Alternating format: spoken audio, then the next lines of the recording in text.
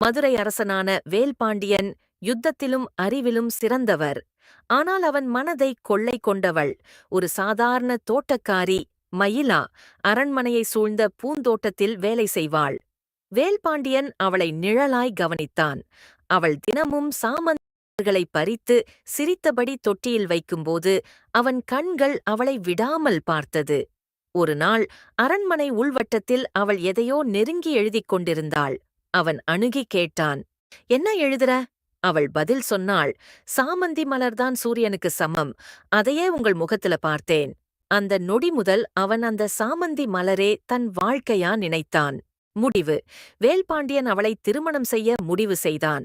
ஆனால் மயிலா அரச குடும்ப மரபு காக்க வேண்டிய நிபந்தனைகளால் அவனை மறுத்தாள்.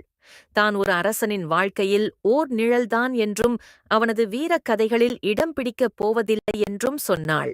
ஆனால் அவள் எழுதிய அந்த சாமந்தி கவிதை இன்று வரை மதுரை அரண்மனை அருங்காட்சியகத்தில் பக்தியோடு வைக்கப்பட்டுள்ளது.